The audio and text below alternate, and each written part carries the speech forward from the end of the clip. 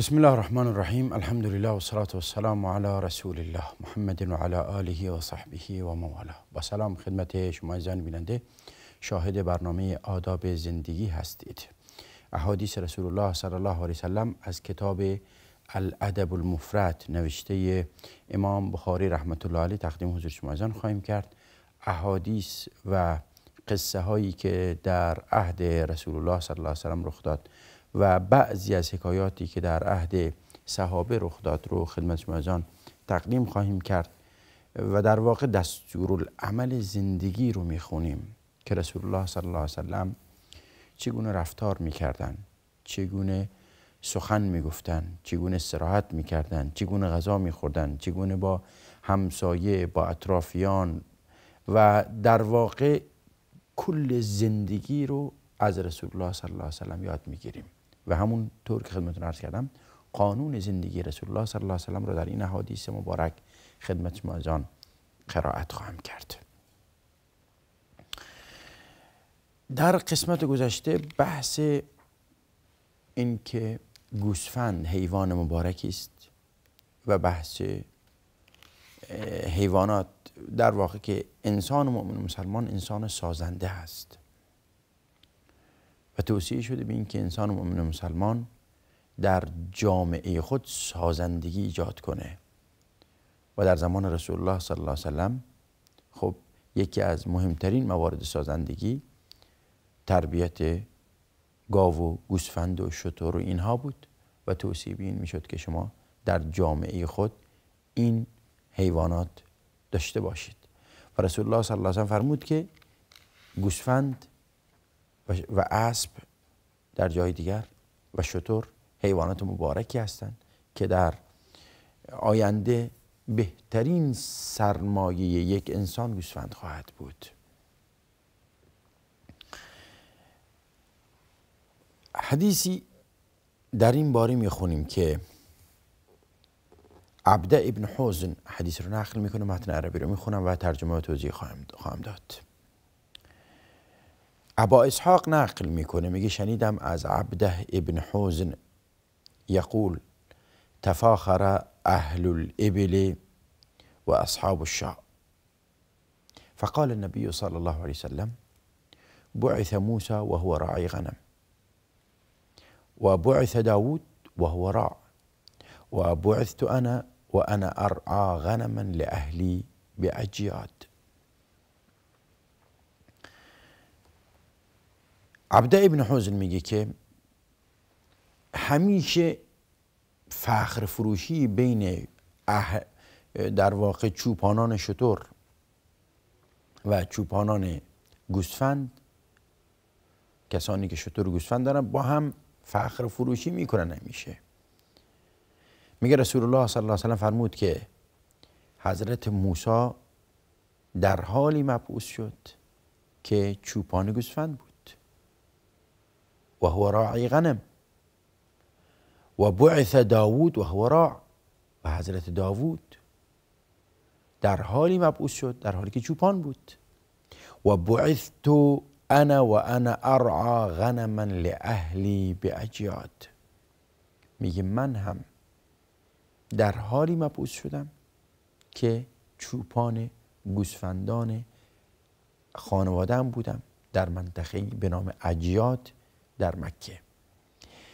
این موضوع نشون میده چوپانی عیب نیست، زشت نیست، بلکه هیچ کار سودمندی عیب نیست. انسان مؤمن خجالت نمیکشه از اینکه کار بکنه. شاید یک شخص مؤمن در جامعه‌ای در شرایطی قرار بگیره که ناچار بشه رفتگری کنه، ناچار بشه کارهای مکانیکی و غیره انجام بده، هیچ اشکالی نداره، عیب نیست. پیامبران الهی یا آهنگر بودن یا نجار بودن یا چوپان بودن و عیب نیست، زشت نیست. از این حدیث این درس میگیریم که انسان مؤمن مسلمان همیشه در جستجوی کار و شغل و سود به جامعهش برسونه، انسان مفیدی باشه برای جامعهش.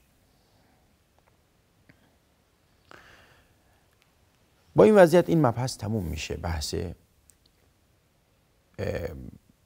حیوانات و شغل داشتن و کار و کسب داشتن تموم میشه، میرسیم به بحث الاعرابیه. الاعرابیه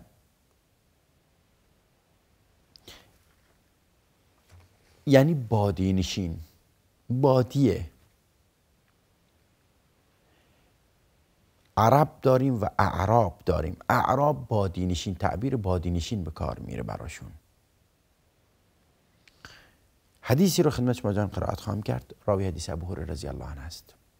عن ابی هریره رضی الله عنه قال: الكبائر سبع، الكبائر سبع اولهن الاشراك بالله وقتل النفس ورمي المحصنات والأعرابية بعد الهجرة.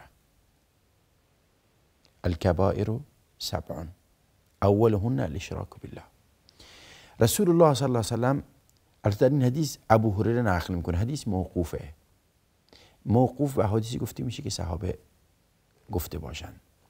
البته در جاهای دیگر به رسول الله صلی الله علیه و سلم نسبت داده میشه که گناهان کبیره 7 است. الکبائر سبع، الکبائر سبع اولهن الاشراک بالله.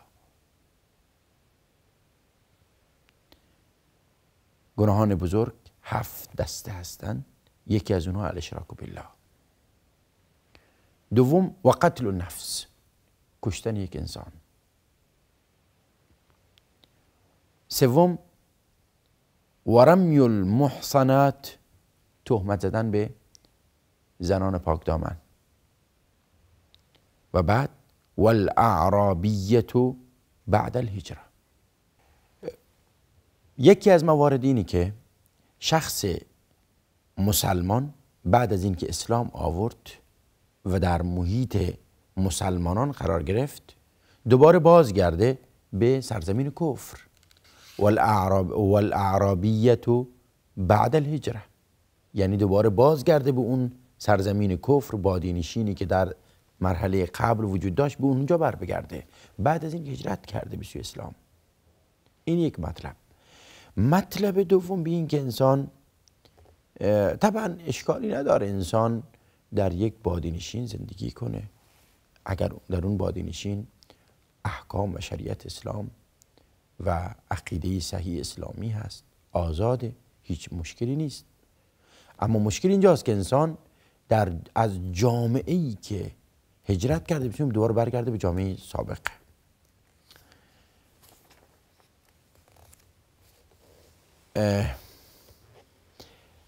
و در مبحث درس دیگری که میگیریم، در واقع انسان وقتی پیشرفت کرد، به محیط شهر رفت، اونجا شروع کرد به سازندگی، دیگه عقب نشینی نکنه، به روستا بر نگرده، به بادی نشینی بر نگرده که بعضی از در واقع ازش گرفته میشه.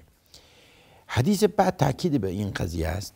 باب ساکن القرى، کسانی که در روستاها سکونت دارند. ثوبان نقل میکنه، من عربیش رو میخونم و ترجمه خواهم کرد. عن ثوبان يقول قال لي رسول الله صلى الله عليه وسلم لا تسكن الكفور، لا تسكن الكفور فإن ساكن الكفور كساكن القبور. قال أحمد الكفور هو القرى، الكفور القرى.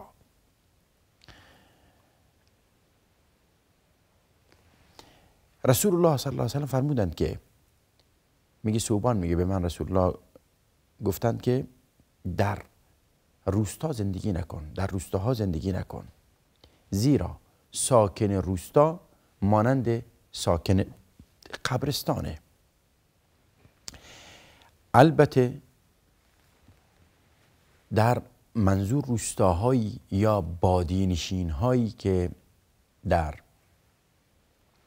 جامعه عربی شبه جزیره عربی اون زمان مرسوم بود که از محیط شهر دور بودن، از فرهنگ و تمدن و علم و ادب و اخلاق و پیشرفت، همه اینها دور بودن و اسلام تأکید کرده به این که انسان پیشرفت کنه، انسان سازنده باشه، انسان علم و دانش و فرهنگ و تمدن عالیه داشته باشه. خب هرچه انسان در محیط کم جمعیت تر، در محیط دور افتاده تر، در محیطی که از علم و دانش و خدمات فرهنگی کمتری بهره میبره زندگی کنه، خب به طبیعت حال خودش، فرزندانش هم از اون علم و دانش به اندازه کافی بهره نخواهند برد و شایسته است انسان مؤمن و مسلمان در محیط علم و دانش و ادب و اخلاق و تمدن زندگی کنه. این تاکید اسلامه. ببینید اسلام چقدر تاکید داره به علم و دانش، به سواد، به فرهنگ، به سازندگی، به آبادانی و عمرانی جامعه.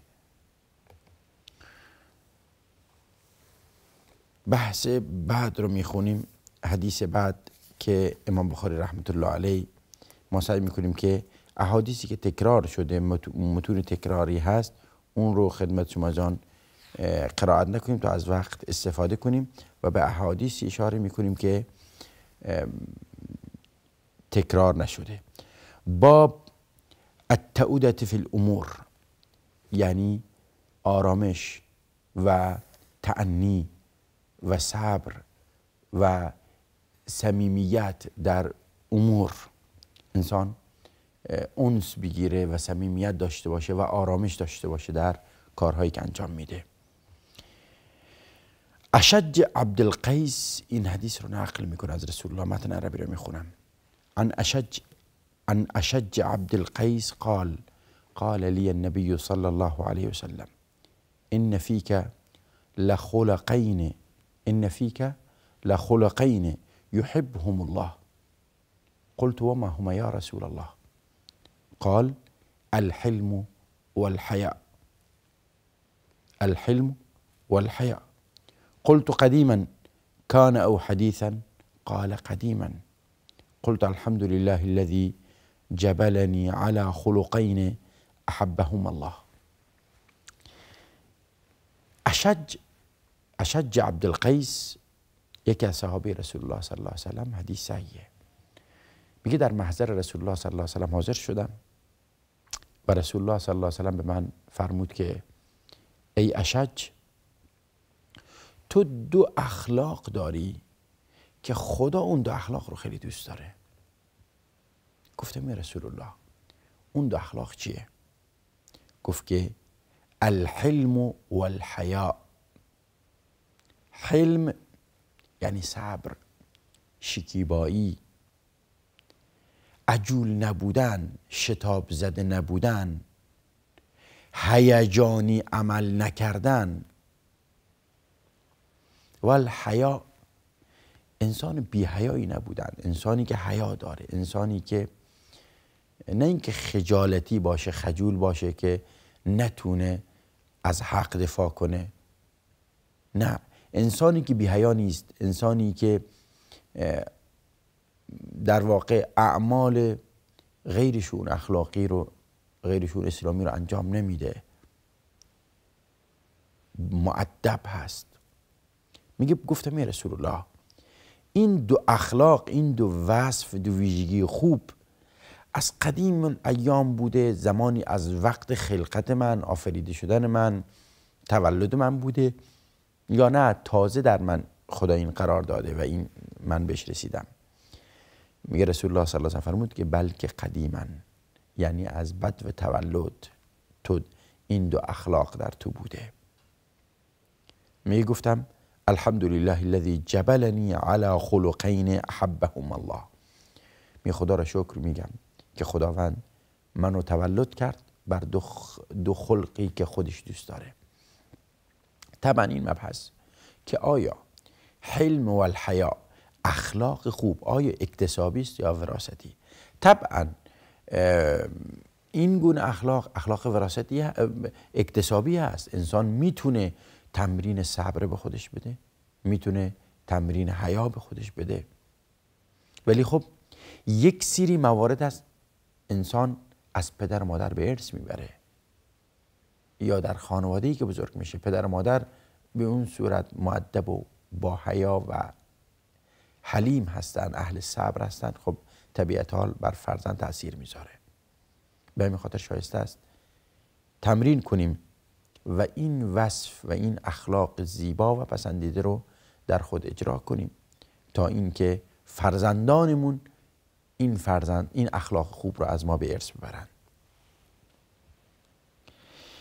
حدیث بعد شبیه به همینه اما با لفظی کمی متفاوت. ان فیک لخصلتین یحبهم الله الحلم والعناء. دو وصف و دو اخلاق در تو وجود داره که خدا دوستش داره. یک حلم و دو عنا، یعنی تأنی میکنی، صبر میکنی، با آرامش شتاب زده و هیجان زده عمل نمیکنی تو. حدیث بعد هم شبیه همین، نیازی به قرائت اون مجددا نمیبینیم.